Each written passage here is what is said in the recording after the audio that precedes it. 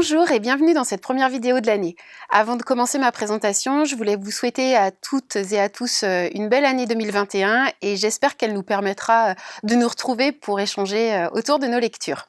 Alors, le premier roman dont j'ai envie de vous parler, c'est le Goncourt des lycéens de cette année, donc qui s'appelle Les Impatientes et c'est de Djaïli Amadou Amal. C'est son premier roman traduit en France. Elle en a écrit d'autres avant, elle est vraiment connue pour la littérature africaine, mais en France, c'est son premier roman. Dans Les Impatientes, on suit l'histoire de 3 femmes, donc 2 sœurs. Alors les prénoms, c'est Ramla et Hindou, et d'une 3e femme qui sera Safira. Alors Ramla et Hindou vont être mariées de force. Il y en a une qui va devoir abandonner son amour pour être mariée à un homme que son père a choisi. Et la seconde sera mariée à son cousin. Et la 3e femme de l'histoire, donc Safira, est la première femme du mari de Ramla. Alors, Les Impatientes, donc c'est une plongée dans le mariage forcé et aussi dans toutes les formes de violences qui peuvent l'accompagner et notamment les violences conjugales. Donc pendant tout le roman, on suit leur histoire et on découvre l'organisation en fait de la polygamie avec cette hiérarchie des femmes au sein de la famille.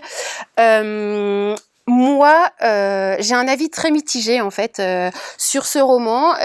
C'est rare pour un discours des lycéens. En général, c'est vraiment des romans que je défends. Et là, bizarrement, cette année, je suis passée un peu à côté, ou disons que je suis restée extérieure à l'histoire. Je me suis pas spécialement attachée au personnage, ni identifiée. Et c'est la première fois où j'ai l'impression que ça s'adresse à un public plus jeune, mais ce qui se comprend puisque c'est le Goncourt des lycéens. Après, je peux pas dire que c'est inintéressant, hein. J'ai appris plein de choses sur la polygamie. Voilà, je ne connaissais pas du tout cette organisation.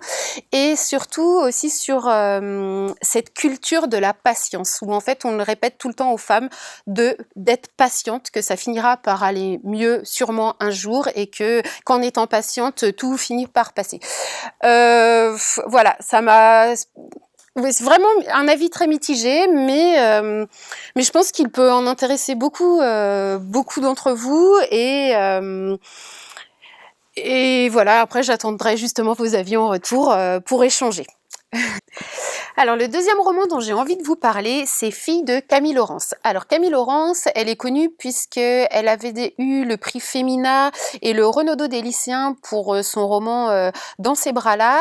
Et moi, je la connais plus particulièrement pour son roman qui s'appelle Celle que vous croyez, qu'elle avait écrit en 2015 et qui racontait l'histoire d'une femme proche de la cinquantaine qui, pour surveiller son amant qu'elle soupçonnait d'être volage, va se créer un faux profil Facebook avec une photo d'elle beaucoup plus jeune. Et en fait, un ami d'amis va finir par tomber amoureux d'elle. Et c'est un roman qui m'avait vraiment embarquée. Je l'avais lu d'une seule traite. Et Fille m'a fait le même effet en fait. À partir du moment que je l'ai commencé, je n'ai pas pu m'arrêter.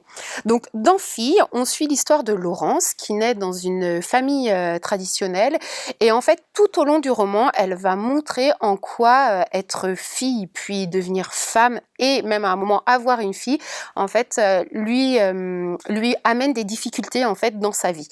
Moi j'ai trouvé que c'était très très bien construit. À chaque fois les épreuves choisies sont vraiment marquantes et ce qui est vraiment très très intéressant, c'est qu'elle interroge tout le temps la langue française et ça c'est vraiment bien. En fait, à chaque fois, elle montre en quoi la langue française, à partir du moment que ça passe au féminin ou que ça s'adresse donc aux femmes, ça prend un sens péjoratif, alors que pour les hommes, c'est complètement l'opposé. Vraiment, c'est un très bon roman que je vous conseille vivement et ouais, elle a une façon d'écrire qui nous embarque et on ne peut pas lâcher en fait. Donc voilà.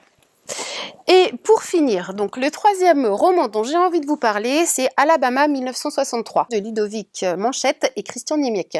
À la base, ces deux auteurs sont des traducteurs et donc ce roman est leur premier roman. Donc ici, on se retrouve dans la petite ville de Birmingham en Alabama, au moment où il y a tous les mouvements donc, de lutte contre la ségrégation raciale aux États-Unis. Dans ce petit village, en fait, une première petite fille noire va disparaître. Les parents vont faire appel donc à Bud Larkin, qui est un détective privé alcoolique, on va dire, et légèrement raciste. Et à côté, on a donc une autre personnage donc principale qui est donc Adela Cobb, qui elle est une femme de ménage noire. Suite à une mauvaise blague d'un ancien collègue de Bud, Adela va se retrouver donc femme de ménage chez celui-ci. Et en fait, au fur et à mesure de l'histoire, donc d'autres petites filles noires vont disparaître et il va se lier une relation donc autour de cette enquête entre nos deux personnages. Et ils vont vraiment finir par créer un binôme assez atypique et très attachant. Moi, j'ai beaucoup aimé ce roman. Je l'ai lu très très vite. C'est vraiment distrayant, c'est facile à lire, on s'attache à eux et il y a beaucoup d'humour. C'est vraiment une bonne lecture pour se détendre et passer vraiment un beau moment et vraiment ce duo là me laisse vraiment un bon souvenir et j'espère donc qu'il vous plaira autant qu'il m'a plu. Donc la présentation est terminée pour aujourd'hui. J'espère qu'elle vous a plu. Donc comme d'habitude, si certains romans donc, vous intéressent, n'hésitez pas à les commander en faisant donc un drive. Et aussi, si certains d'entre vous veulent me donner leur avis sur leur lecture, n'hésitez pas à m'envoyer un petit texte. Je me fais vraiment un plaisir donc de les partager aux autres.